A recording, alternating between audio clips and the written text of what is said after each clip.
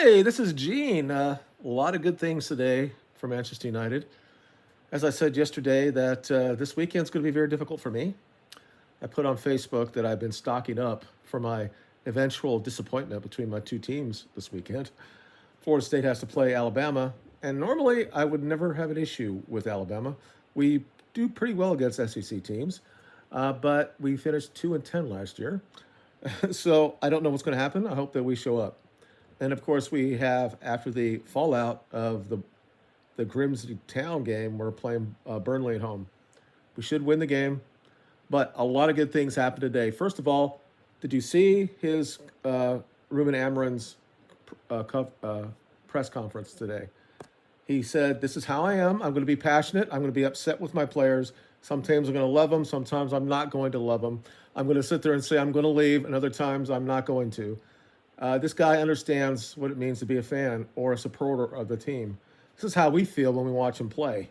We're like, if I was out there and they give me $10, I'm going to go out and do whatever I can to win for that crest for the club. For what that means, because this club and why I love this club is after '58 that they came back and they won the Champions League or Europe the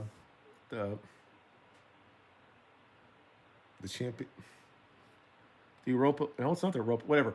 They got the big trophy in '68, and I've watched them for almost 50 years, and it was very difficult being in the United States following Manchester United. And he seems to be like that type of thing. That's why I like a lot of fans love him. But there are a lot last night, or they were saying, got to get rid of him, got to get rid of him, and it's all the system and all that shit. I just love the fact that he came out today and just basically looked at the press and said, "You're going to see it again. If they don't go out there and do what they're supposed to do, you're going to hear me be passionate about the fact that we didn't show up." But I just want to put this video out here. I don't know that probably 20 people might ever see this, but INEOS is cooking right now. Antony's going to be off the books. Apparently, we're going to get like 22 million pounds for him. And get this, a 50% sell-on clause. So if he does well at Betis, and of course Betis is basically a selling club, and he just does well, and he goes to Madrid after 3 years at 26, 27, he might be a 100 million pound player then, and we get half of that. Great business. I didn't want Rasmus to go. I understand why he left. I think if he had better service, I think he had the talent to be a 20-goal scorer in the Premiership. But he's gone, and we're going to get that money next year. But that's going to be another $40 million, and that's off the books as far as how we pay him each month. And then you got Garnacho's out $40 million. When Chelsea was going to do $25 million, we wanted 50, and he left on 40, and we still have a 10% sell-on clause if Garnacho goes somewhere else. So I think we need to go back and actually say they're actually doing their jobs. We actually hired capable people in those positions, and we're seeing the results of that. Regardless of what happened against Grimsby Town, it happens in cup competitions. We should have won the game, but we didn't, and we now move on. Now the question is, what will we do with the money that we have now? I don't know if we're going to get $40 million right up front from Chelsea. I don't know how they keep. Chelsea has like 100 people on their staff, and they sell them and bring them back and all that stuff. That's what they do. He's got a 7-year contract at Chelsea. Whatever. They allow it, and this is what it is. So we're going to see what we're going to do. Are we now going to go get Balega and say, "Look, Kobe, just sit here for another fucking year, and it'll be you and him in the midfield, and Bruno will go to probably the Saudi league for probably 60 or 70 million, and we'll use that to get somebody else in." I don't know, probably a replacement to Shaw's position or a real left back or left wing back to be different with Dorgu versus Delo or Masarawi or whatever. I think that the plan is there. At this point, it's the players that needs to actually go through the fucking wall for Ruben Amorim. And I hope that they do this. I hope that just they go right through Burnley. And of course, nobody's going to give us credit if we beat them 4-0 because it's Burnley. And this was a team that came out the last day, came up in the Premiership. They got relegated, right? I think that they had one of the lowest point totals of all time. But they won. Did they win the first week? They're ahead of us. I think they're above us in the table. But we have an opportunity here. And then the other issue is we might get Balega this year, and maybe, just maybe, Bruno will go up to the 10 positions, and he will be there with Brian and Cunha. And depending on who we play, we might see that. And we need that. We need depth in all positions, like we did in the 2008-9 teams, in the 2011 and 13 teams. We had depth everywhere. And we need that. That means that Bruno maybe not play all the time. And this idea that the reason why, and we hear this on Twitter all the fucking time, the reason why he's playing Delo and Fernandes is because of Portuguese like him, that he has this affinity for Portuguese players. This is absolute bullshit. You may not believe in what he believes. You may not understand how he looks at players and how he evaluates them, but he is not doing this based on nationality. It's just not happening. So it just, people have nothing else to talk about online, and this is what they talk about. You can be upset about the formation. The formation isn't why we lost that game.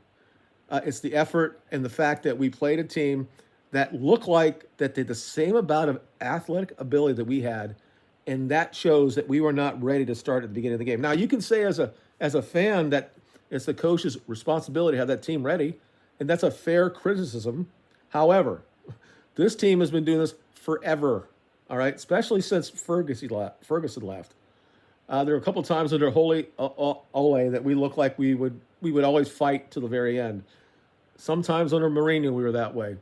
But we allowed the player power to just come into this game. And I just want to say this before I let go. I don't want this. I mean, I could talk forever about Manchester United or Florida State or politics or whatever on this channel. But I'm just going to say this. I hope to God that Kobe understands what's coming. I'm assuming that when they had that conversation the other day, it said, look, we're going to get all these money in. We'll probably get this guy, and you're going to be right next to him in the midfield. And this is our forward thought process. If you're good enough, the coach from England, Tuchel, is going to take you regardless. They're going to do that. You're still going to have time to play. You may not start every game. But if we actually allow you to come in, if we get Balega now, I know I'm saying his name wrong, okay? I'm a white dude, and I'm not from Africa, all right? So if we get that, then Bruno can go forward in the 10 positions, and you'll have more time. But don't leave now. Don't stick up a fucking storm right now to leave right now, okay? You're 20 years old. I worry, and I said it in my video yesterday, I think this is Pogba 2.0. I think he wants to go out on loan so he can make sure he can get and play for England's team. And then when he comes back, he might want to stay. No, if we might get the right players and he'll say, I'm going to stay. But in the back of his mind, I think he'll just say, you know what? You're not going to give me $200,000 a week, so I'm just going to let my contract run down, just like Pogba did. So we'll see what happens. I hope he doesn't do it. But if that happens, there's still going to be hundreds of thousands of people that are going to be on his side. Oh, he should have been starting all along. He couldn't dominate that game against Grimsby Town. If he is the generational player that he claims he is, he should dominate that game against Grimsby Town. He should have been able to do that. He didn't do it. We still had to go through and over the midfield because we didn't control the midfield. If he is so good, that wouldn't have happened. And again, I want him to stay. He's a product of the youth team. I don't care if he's black or white. I don't care. Once he puts on that crest, he is Manchester United, okay? As a man, as somebody who looks like me, I'd rather that we get Europeans, actual native English players in the team. But I understand this is where sports go, all right? And this is where we are right now. I'm not going to sit there and say one race is better than the other when it comes to this sport. That's all bullshit. We saw what we saw the other night. A team that had, 9 white guys. They dominated us.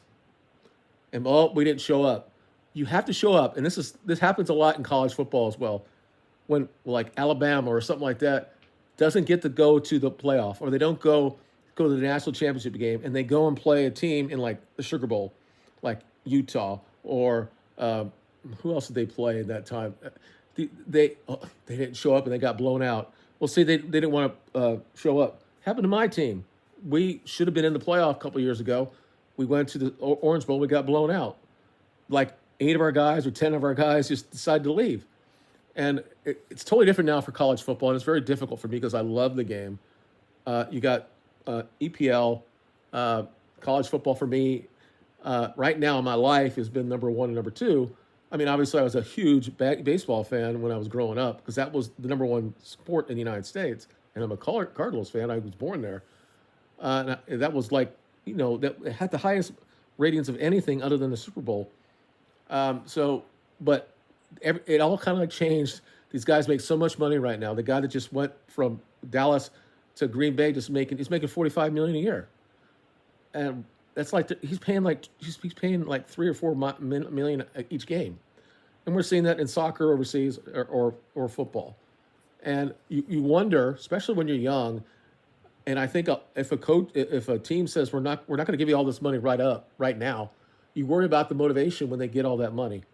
And I worry about Belega when he comes in because right he's making $12,000 a week or something like that. If we give him $100,000 a week, is his motivation going to be off? Or Garnacho, who's obviously going to get more money at Chelsea, is his motivation? I don't think it will be, especially against us. I think he's going to try to kill us. But you worry when you give these huge contracts to these guys. I see it in the NFL. I see it everywhere. And guys don't live up to the contracts. And we have it in college now. There are a lot of guys that are in college that make more than when getting drafted and go to the NFL. And it's crazy. I mean, and yet it costs so much money for me to go to see Alabama play because that's where I live now. I wouldn't do that, but I did that in the 90s. I did all the time. I went to Alabama games all the time when I was living in Stark or Columbus, Mississippi. Back then, the game, even though everybody loved it, I was in the South. I could get a ticket for $10. You can't do that anymore. Other than that's kind of funny now. One of the biggest games of this weekend is Miami against Notre Dame. 30 years ago, they went and played in Notre Dame. And it was one of the biggest games of all time, and it allowed Notre Dame to win that year. Bad calls in that game, and I'm a Florida State fan. But when the Florida teams go and play like Notre Dame and Penn State or Ohio State, I usually root for them, except for the Gators. And I wanted Miami to win that game, and they lost by one point. And instead of them having a rematch in a championship game against Notre Dame I think played West Virginia, and Alabama or Miami won their game, and they finished second. And they scored a game, or they scored that game, and they should have been given that game, but they didn't have repay back then. And that's why we have what we have right now. We're going to have 16 people or 16 teams in the playoff. So I think that we need to give INEOS a lot of fun at cricket here. If the reports are right and we get 22 million for Antony and we have 50% sell-on clause, we're getting 40 for Garnacho. That's 62 million, and then we're going to get all that shit off our wage bill as well. So you have to put that into things. We not get that money in, but we know we're not going to have to pay that. So you can look at that as that's another 20 million off the wage bill. Then we think we might be able to throw like 60, 80 million on the table for Brighton and see what they say. Maybe they'll say, you know what? Okay. Because nobody knows. I watched him play his last game. He looked like he didn't know what he's fucking doing. I think his head has been turned for us, and he wants to go to Manchester United. And that is normal. These guys from these type of backgrounds, they know Manchester United is like the greatest thing they could be, and the platform that they will have there, being the biggest clubs in the world, regardless of our record, they have all this ability to have this influence against everybody else and be able to go back and broadcast his games in the area that he's from is going to be huge for him. I mean, Brighton is a good team, but they're a selling team. Now, once we get rid of everybody else, I think apparently all that's left is Sancho. I just want somebody to come in and take him. We don't have to have a fee for him at all. Just take his wages off the fucking book. But I think he's still with the idea that he wants to stay here and do the thing that I think that Kobe might want to do is that we'll run that shit down, sign up somewhere else, and have a lot of money doing that because he hates us so much. Again, why did we ever get him when we had these information that he was doing the shit at Dortmund? And why would we ever get somebody that was Manchester City youth team? I don't understand why we ever got him. I didn't want him anyway. I used to watch him in the Bundesliga. What he had around him was really good players. He had Holland, and he also had Bellingham. And it made him look like so much better by just basically passing to those dudes. Now, he's got talent, but he's not worth what we paid for him. And, but maybe, obviously, I don't see nothing about him going anywhere. And I don't think he's going to go to fucking Turkey. I think he's going to sit there by himself as the bomb squad and just let his contract go all the way down. And maybe at some point we'll just pay him to get out. That's probably what's going to happen. So you know what? You have another 7 or 8 million left on this contract. We'll give you 5 million. Get the fuck out of my fucking areas. That might happen. But anyway, let me tell you what I think what's going to happen this weekend. First of all, the big game of the weekend is Liverpool and Arsenal. I think Arsenal's going to win that game. I don't care where it's at. Liverpool has a huge problem with their defense. They could have lost their first 2 games. And it's weird. I know when we were dominant, we had a lot of really calls going our way. It seems like it's 10 times more for Liverpool now. They should have not won their first 2 games, but they have. But so is Arsenal, and I think Arsenal's going to win that game, or at least get a draw of that game. In our game, I really hope if we score early, I think the floodgates open. Hopefully, Sesko will get a goal, and Cooney will get a goal, and we win 3-1 or 4-1 or something like that. We definitely need to get a goalkeeper in, and I would like to get Balega in. If he's supposed to be so great, I don't look at all the stats. I've watched him many times at Brighton. I don't understand why everybody looks at him. But again, I'm not a coach. If he's going to be a guy that's going to clean up everybody in the middle that allows Kobe to do his shit, then great. Let's go get him. I don't care about the money. We're doing everything right now. When we get Blake, let's say we get him, we're only going to pay him $150 a week at most. And then Kobe can't think that I have to get $200,000 because this guy is just got a transfer come in for $1 million or $100 million. He has to understand he's going to be under this, whatever the wage structure is. And if he really wants to stay for Manchester United, I hear this all the time on Twitter today. He doesn't want to ruin his relationship with the club. Okay, then wait. But if you think something's, then sell him and then get Balega and then get somebody else. Get Wharton as well, whatever. And just be able to go forward. And this is exactly what Ruben did at Lisbon, and they won the championship. We should give them the chance to try to do that. We have really, really good teams. I don't think they're that great comparatively, historically in the Premiership, but there's 4 or 5 really good teams, and depends on the referees and the breaks going there, or where they have a lot of injuries, which of those 5 or 6 teams are going to win the league. Liverpool, I don't think, is the best team in the league. I think the most balanced team in the league is Arsenal, but it's still Arsenal. They haven't done anything in 20 years. So I don't know. We will see. But I will be up at 9 o'clock watching United playing. I hope to God it starts off well. And I got Florida State later in the week, or later in the day, like 2:30 here. I just want us to play well. We are favored to lose that game by 2 touchdowns at home. So, but hopefully the guys show up and we give everything we have. That's all I can ask for. These are young kids, and used to be I would never say shit about them, but they're all paid now. So I will call them out when they do something stupid. But anyway, I'll just stop right there. I'll let you know. Tell me what you think is going to happen this weekend.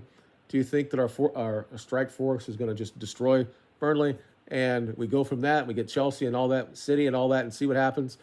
Or it's going to be the same old shit? Hopefully not. I think that what INEOS has done in the background, get rid of these players, should clarify where we're at. And hopefully these players will understand that.